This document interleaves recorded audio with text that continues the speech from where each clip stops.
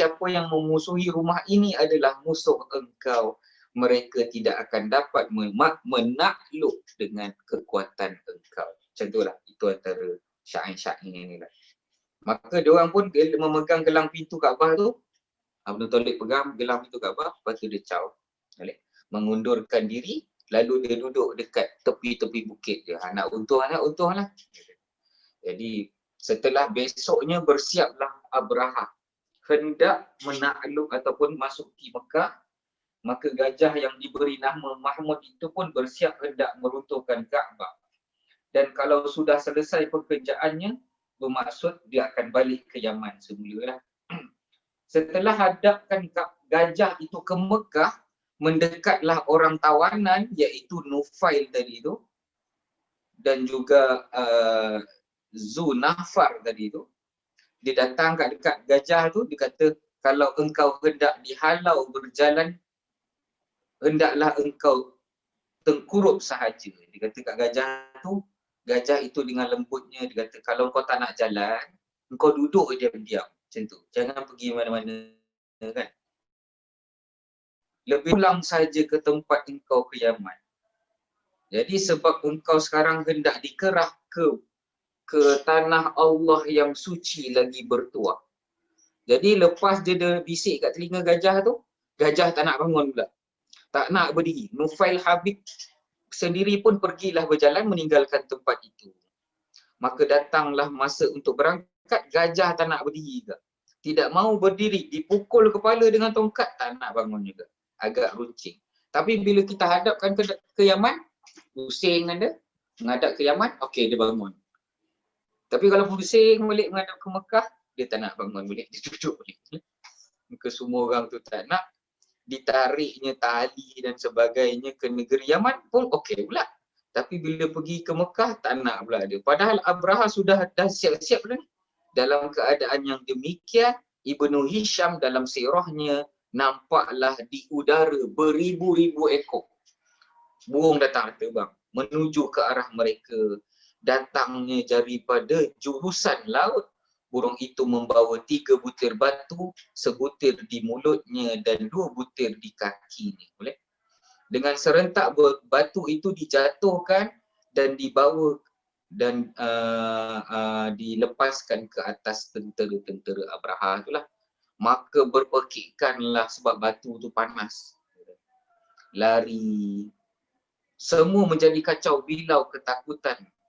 Maka ada yang terkapar jatuh dan sampai hendak segera lari ke Yaman. Mereka cari Nufail untuk menuju ke Yaman. Namun Nufail kata, aku dah tak nak ikutlah. Lepas tu Nufail baca satu syair, dia kata, Ainal mafar wal ilahu talib wal ashram maghrub laysal ghalib. Dia kata, nah korang nak lari mana dah? Mana tempat lari? Ainal mafar. Dan Tuhan itu akan menyerang ataupun akan menewaskan tentera Abraha. Kucak-kacir lah. Satu demi satu kena lontaran dan agak tegap badannya masih melanjutkan pelariannya menuju ke Yaman. Namun ada yang mati di tengah jalan. Maka terkenallah tahun itu sebagai tahun gajah. Menurut keterangan Rasulullah sendiri dalam hadis yang sahih, beliau dilahirkan adalah dalam tahun gajah itu. Demikian disebutkan oleh Al-Mawardi dalam tafsirnya dan disebutkan dalam kitab Ilamun Nubu'ah Alamun Nubu'ah. Nabi dilahirkan pada 12 Rabiul Awal, 50 hari sahaja sesudah kejadian itu. Setelah Rasulullah berusia 40 tahun dan diangkat menjadi Rasul, masih didapati 2 orang peminta-minta di Mekah, kedua-duanya buta. Orang itu adalah sisa daripada orang yang bawa gajah yang menyerang Mekah itu. Maka ada juga yang hidup tapi rosak. Dan ada yang mengatakan sejak daripada itulah maka tanah Arab datang satu penyakit yang tak pernah ada, iaitu penyakit kusta. Kusta sopak lah. Hancur lebur semua, mati. Maka berangkatlah ke muka sampailah tu. Okay. Nanti saya jumpa kan, saya bagi tahulah penyakit yang datang tu. Bukan Dia kusta ada Ustaz. Dah mana? Penyakit kusta. Kusta. Penyakit Yang kusta sopak. datang kan? Kan dia? Dia kata apa tau? Bukan penyakit kusta. Dalam keterangan ni, Abdul Muttalib mentakwilkan bahawa batu itu membawa bibit penyakit cacar. Oh. Cacar apa dia? Chickenpox. Macam tu lah. Maka mungkin penyakit tu turun time tu kan. Sebelum tu tak kena kena lagi. Lepas tu ada ramai yang kena pula chickenpox. Mungkin chickenpox yang kita kena ni, yang saya kena macam-macam berlubang lah. Yang tu. Ini semua sebab Abraha. Kalau dia tak serang, penyakit tu tak semula. Aduh. Kita dalam tafsir ni membawa burung atau binatang yang terkena daripada daerah-daerah lain, walaupun satu ekor hendaklah terlebih dahulu diperiksa kepada doktor. Sebab memang burung bawa penyakit. Jadi kalau nak bawa masuk binatang kan, kita akan cek dulu. Supaya tidak membawa menular lah. Termasuklah tumbuh-tumbuhan dan sebagainya. Boleh? Maka kesan daripada Abraha tu masih nampak kat pipi saya yang berlekuk ni. Sebab penyakit cacar. Boleh? Maka habislah cerita dari tu. Simple lah sikit. Tak adalah simple sangat. Okey lah. Tak panjang, tak pendek ingat. Baik, maka datanglah satu surah. Dalam surah ni kita akan belajar satu istifham, iaitu daripada kalimah alam tara kaifa fa'ala rabbuka bi ashabil fil. Dah pendek dah. Okey. Alam tara kaifa. Sudah.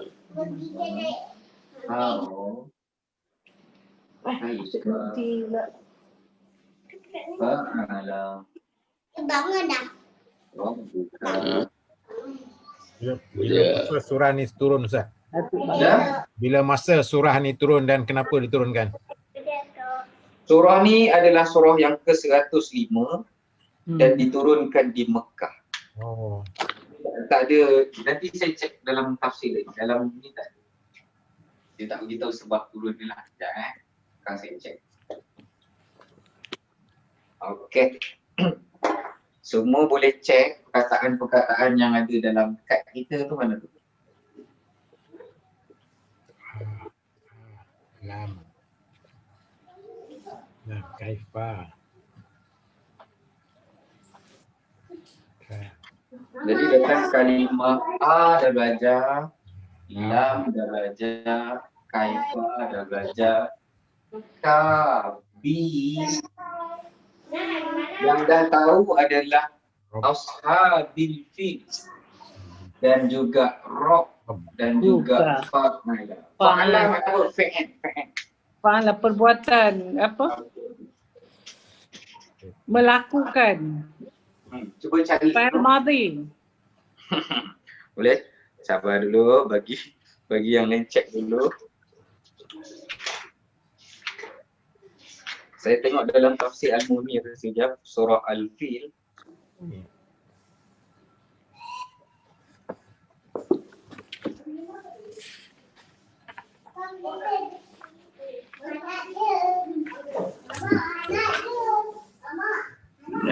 Benar. Datuk salam.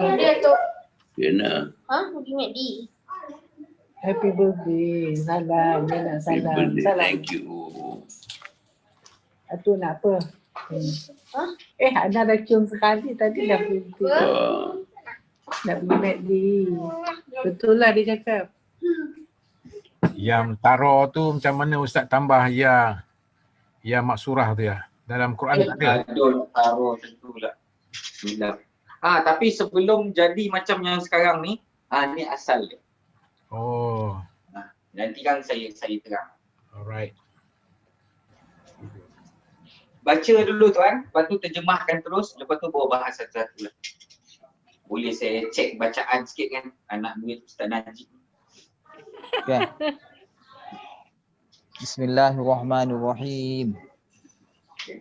Alam taro kaifa fa'ala rabbuka bi ashabil fil. Masya Allah. Okey, Ya. terus terjemah terus. Okey. Adakah tidak engkau lihat Okey. bagaimana kaifa bagaimana Telah. fa'ala. Bagaimana Fi'il madhi. perbuatan Okey. Tuhan Rabbuka, Tuhan kamu bi ashabil fil, terhadap tentera bergajah. Okey, ataupun pemilik gajah. Oh, pemilik gajah ya. Pemilik. Yang empunya tu sebenarnya.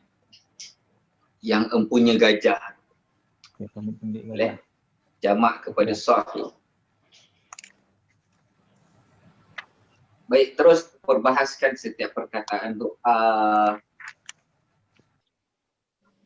Alam tu adakah tu istifham? Okey, adakah istifham? Istifham. Lepas tu lam Adakah huruf jazam. huruf jazam? Apa fungsi huruf jazam? Dia huruf jazam dia mematikan fi'il mudhari'. Okey. Baik, cuba tengok fi'il mudhari'. Fi'il mudhari' ni adalah kalimah dia taro tau. Jadi taro ni belakang dia memang mati yang ya tu sebab dia panjangkan ro, taro kan. Jadi disebabkan belakang dia memang mati dah, maka datang pula jazam mematikan benda yang dah mati, maka tidak ada fungsi lah. Melainkan buang je terus perkataan ya. Itu yang terbuang. Boleh? Jadi Dia datanglah asal kalimah alam taro. Kalimat asal ro'a tu ro'a. Asal dia ro'a, Kan? Nah, ni dia tulis ro'a. mudhari' dia ya ro. Ro'a ya ro. Ambil macam tu dulu. Ro'a, madhi dia. Kalau masuk dalam perkataan lain jadi ro'aita tu. Alam ro'aita allazi yukal ro'aita. Ro'a. Fi'il mudhari' ni lah. Ya ro. Ataupun kalau domer lain, taro, aro, naro dan sebagainya. Okay. Maka dia membuanglah huruf mat belakang. Jadilah bunyi dia taro. Boleh? Taro. Maka taro ni adalah fi'il apa tadi? Fi'il mudhari'. Wakadha Ustaz ya? Apa dia? Fi'il mudhari'. Hakaza wakaza tu. Wakadha. Fi'il mudhari'. Domer apa tuan yang tambah ta kat depan? Domer anta. Ayuh, anta. Maka setiap fi'il memerlukan kepada apa? Dia memerlukan kepada fa'il. Ayuh, maka fa'il tu anta tu lah. Ataupun maka engkau lihat adakah tidak pernah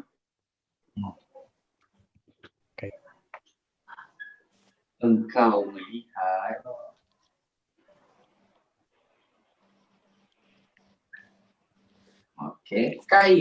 kaifa ni mana apa? Bagaimana?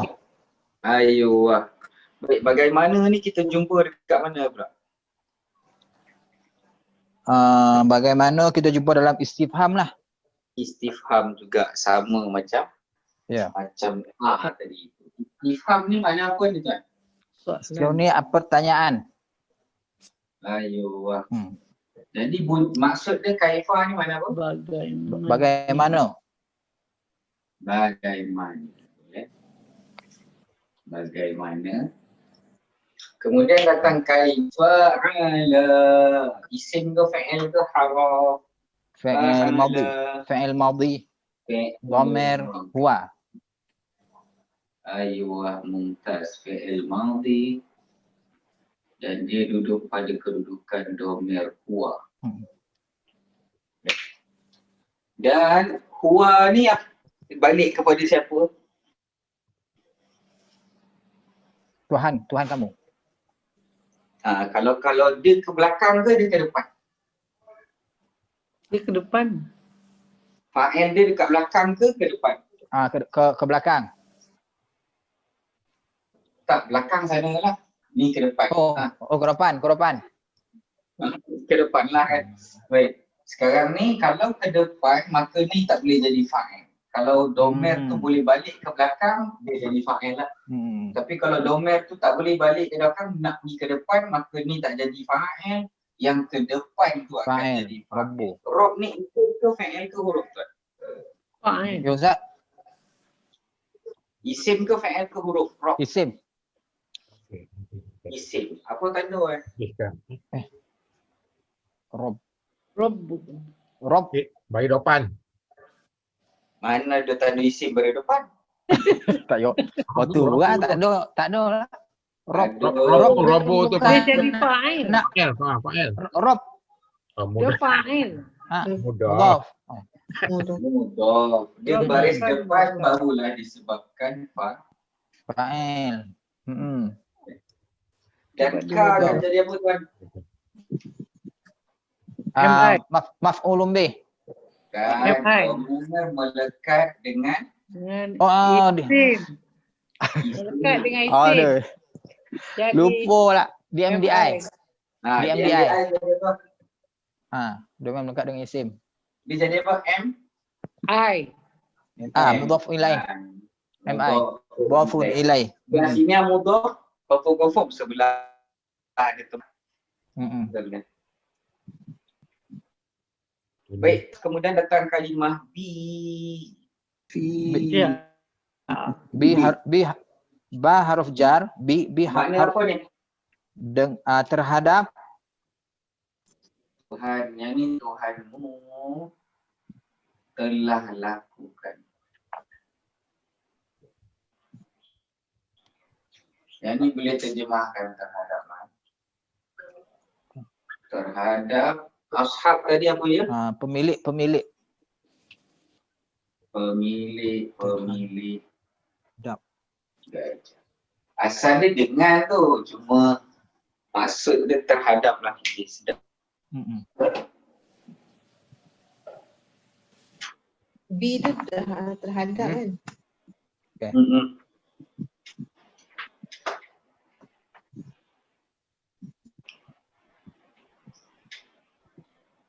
Nak story ke saya? Belum lagi. Belum. B tadi apa huruf apa? B haruf jar. Huruf jar. Ya, ashabi ni apa dia? Majrur. Belum terangkan dulu perkataan dia dulu. Tuhan. Pemilik. Tak, bukan dia punya perkataan dia tu apa dia? Isim ke fa'il ke harf? Isim. Dia maju. Isim. Dia Baris bawah. Berbaris bawah. Baru bahaskan kenapa baris bawah tadi tu. Sebab dia majrur bil kasrah. Majrur. Kemudian al-fil, isim fa'il huruf. Isim. FMI. Apa tanda Alif lam dengan kasrah. Alif lam. Okey. Kenapa Mudhafun ilaih. mudhafun ilaih? Mumtaz. Mudhafun ilaih.